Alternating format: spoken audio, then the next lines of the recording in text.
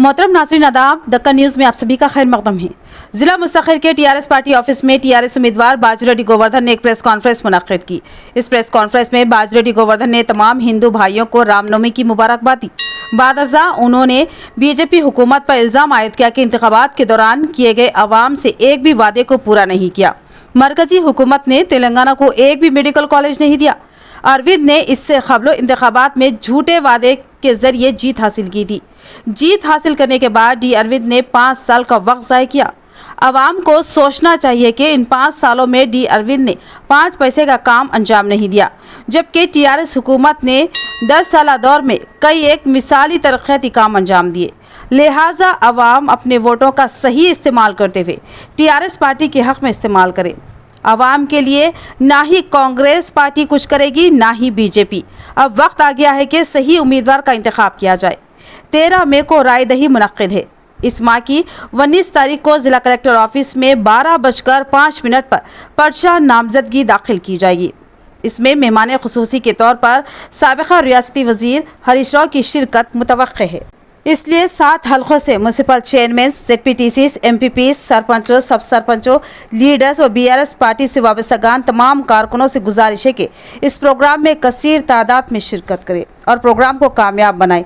इस press conference में साबिक़ा MLC वीची Gaur, नोडा chairman Prabhakar Reddy, जिला यूथ कायदीन के अलावा TRS कायदीन व दीगर मौजूद थे।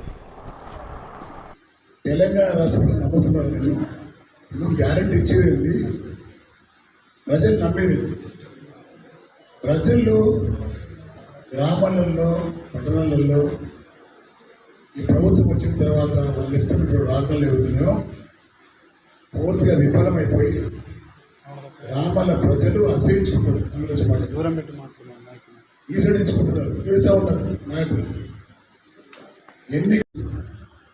బీజేపీ అభ్యర్థి అరవింద్ గ్రామాల్లో తిరిగే పరిస్థితి లేదు. నేను వెళ్తున్నా, జగ్త్యాలు వెళ్ళినా, మురుట్ల వెళ్ళినా, పాల్కొండ వెళ్ళినా, నిజామాబాద్ వెళ్ళినా, ఏ గ్రామానికి వెళ్ళి మీ పార్లమెంట్ మెంబర్ వచ్చిన గ్రామానికి అంటే కాళేశ్వరం ఇదిలే మనం ఇచ్చినట్టు తీస్తారు. మనిషి శారీరకంగా కారణపడేది సోషల్ మీడియాలో మాత్రం డబ్బా కొట్టుకుంటూ ఉంటుంది. దానివల్ల ఈ 5 సంవత్సరాలలో ఎవరి కడుపు నింపింది లేదు, ఈ గ్రామానికి వచ్చేది లేదు, ప్రజలు పలకరించేది లేదు, వాళ్ళ బాధలు తెలుసుకునేది లేదు. కానీ ఇంకొకప్పుడు మాటలు మాట్లాడుకుంటా, ప్రజల పనికిరాని మాటలు మాట్లాడుకుంటా, అసెంబ్లీలో పార్లమెంట్లో మాట్లాడుకుంటా, అడ్డమైన మాటలు మాట్లాడుతూ 5 సంవత్సరాలు టైం చేసిన ఆ వ్యక్తి వాళ్ళ వ్యక్తికి ఓట్లేసే పరిస్థితులు లేరు. ఆ వ్యక్తి ఏమంటాడంటే మోడీ కావాలంటాడు. దాని అర్థం ఏంటంటే అభివృద్ధి లేకుండా పర్లేదు, కానీ మోడీ కావాలంటాడు. అది కూడా అర్థం చేసుకోవాలి. ఈ వ్యక్తిని మళ్ళీ గెలిపిస్తే మళ్ళీ 5 ఏళ్ళు టైం పాస్ నాయకుడు. కాబట్టి నేను చెప్తుంది, ఈ వ్యక్తి వల్ల భాజపా ఎంపీ ఉండి గెలిచి కేంద్రంలో బీజేపీ ఉన్నా ఎదురు రాబట్టాక స్కీములు లేక ఎలాంటి పని చేయకుండా చెప్తూ ఉంటాడు. మాధవరావు లేకపోతే నేను తెచ్చిన, ఆరోగ్యం తెచ్చిన, అక్కడి నుంచి తెచ్చిన మాధవరావు ఫ్లేవర్ అవుతుందో 90 కోట్ల రూపాయల బడ్జెట్ అది. 60 కోట్లు కేసీఆర్ ఇచ్చిన 30 కోట్లు తెచ్చినాం. తెచ్చిన 30 కోట్లతో సగం కూడా కాదు. దాన్ని 70 కోట్ల అవసరం నీకు లేదు. మామిడి పెళ్ళిది కానీ మన అక్కడ ఇంకో మామిడి కానీ పెట్టేసి మామిడి పెళ్ళిది ఏతుందో నేషనల్ హైవే ఉంటారు. నిజామాబాద్ చంద్రపోదు, నువ్వేం చేసే అవసరం లేదు. ఆటోమేటికల్లీ నేషనల్ హైవే వ్యవహరిస్తాను. ఆ మామిడి పెళ్ళి దానికి నేషనల్ హైవే ఉంది నేను అనుకుంటాను. మనం చేసింది లేదు, పాడలేదు.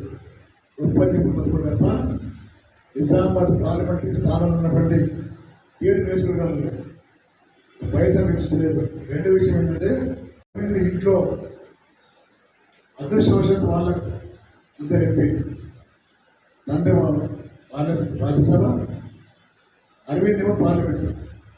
దేశంలో ఎవరు కూడా లేరు అనుకుంటే ఏ ఇంట్లో ఒక ఇంట్లో ఇద్దరు ఎంపీలు లేరు. వాళ్ళ ఇంటి అదృష్టం వల్ల సొంత అదృష్టం ఆ ఇంట్లో ఇద్దరు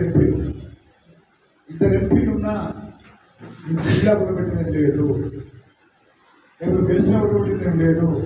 ప్రజలు గమనించాలా, పోరాటం చేసే నాయకుడు నేను. అపోజిషన్లో ఉన్న ఆర్మూర్లో ఎమ్మెల్యేగా ఉన్నా నేను ఫైట్ చేసి పోరాటం చేసి నిధులు తెచ్చాను. నేను ఆ ప్రాంతంలో నిధులు తెచ్చాను. నేను ఆ ప్రాంతంలో రోడ్లు తెచ్చుకున్నాను. ఆ ప్రాంతంలో స్కూళ్ళు తెచ్చిన, కాలేజీ తెచ్చుకున్నాను. నేను పనిచేసే నాయకుడిని, ప్రజల మధ్యలో ఉన్న నాయకుడు నేను. ప్రజల మధ్యలో మీరు ఉంటారు, ప్రజల నారు, ప్రజల బాబులు అడగారు మీరు. ఇలాంటి వాళ్ళు అవసరం కూడా లేదు. ఇంకో విషయం ఏంటంటే, కాంగ్రెస్ పార్టీ అభ్యర్థి జీవన్ రెడ్డి గారు చాలా సీనియర్ మోస్ట్ నాయకుడు. నేను దానికి కాదండి, వాస్తవాన్ని ఎమ్మెల్సీగా ఉంటాడు. గ్రాడ్యుయేట్ కాన్స్టిట్యూన్సీకి వెళ్ళి ఎమ్మెల్సీగా ఉన్నాడు. 5 ఏళ్ళ ఎమ్మెల్సీ ఈ ప్రాంత క్యాండిడేట్ ఓట్ చేసినారు. 5 ఏళ్ళ ఎప్పుడైనా వచ్చిన గ్రామాలకు నిరుద్యోగుల బాధ తెలుసుకొని ఎప్పుడన్నా కౌన్సిల్లో మాట్లాడింది ఆయన. 5 ఏళ్ళు మంచిగా ఎంజాయ్ చేసినారు. ఒక 1 ఇయర్ ఉన్నాయని అంటే పోస్ట్ మీద పోస్ట్ కావాలన్నాడు. నేనేమంటున్నాడు, ఇద్దరు కూడా పనిచేసే నాయకుడు కాదు, నేను పనిచేసే నాయకుడిని. జిల్లాలో ఎక్కడ పడితే అక్కడ తెలిసే వ్యక్తి నేను. ప్రజలను గెలిపించిన కూడా నన్ను సేవ చేసే వ్యక్తి ఉద్దేశంతో వాడు పని చేస్తున్న ఈ బీజేపీ కాంగ్రెస్ పార్టీ నాయకుల మాటలు దయచేసి నమ్మకండి. వాళ్ళ అబద్ధాలు మాట్లాడి ఓట్లు తండుకొనిపోయే వ్యక్తులు వాళ్ళు. వాళ్ళకి తగిన గుణపాఠం చెప్పే సమయం ఆసన్నమైంది పార్లమెంట్ ఎన్నికల్లో. దయచేసి చెప్తున్నాను, మీ ఆశీర్వాదం నాకు కావాలని కోరుకుంటున్నా. రెండో ఏంటంటే, 19వ తేదీ నాడు, ఎల్లుండి 19వ తేదీ నాడు 12:05 టీఆర్ఎస్ పార్టీ తరఫున అభ్యర్థిగా నామినేషన్ చేస్తున్నా జిల్లా కలెక్టర్ నిజామాబాద్లో. టీఆర్ఎస్ పార్టీ కార్యకర్తలు, నాయకులు, ఎమ్మెల్యేలు, ఎమ్మెల్సీలు, పార్లమెంటు సభ్యులు, మన శాసనసభ్యులు, డెప్యూటీసులు, ఎంపీపీలు, దాదాపు మాజీ సర్పంచులు, ఎంపీటీసులు, ఎంపీపీలు, సింగిల్ విండో చైర్మన్లు, వీళ్ళందరూ పెద్ద ఎత్తున 7 అసెంబ్లీ నియోజకవర్గాల నుంచి పెద్ద ఎత్తున తరలిరావని కోరుతున్నా. ఆ కార్యక్రమానికి రాష్ట్ర టీఆర్ఎస్ పార్టీ నాయకులు, మాజీ ఆర్థిక మంత్రి గారు, మాజీ వైద్య ఆరోగ్య శాఖ మంత్రి గారు హరీష్ రావు వస్తున్నారు. కాబట్టి పెద్ద ఎత్తున బహిరంగ సభ ఉంది.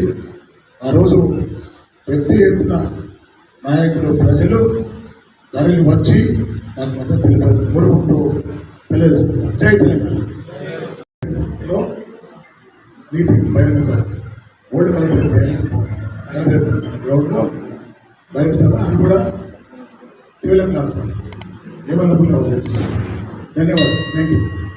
5 ఉంటాడు.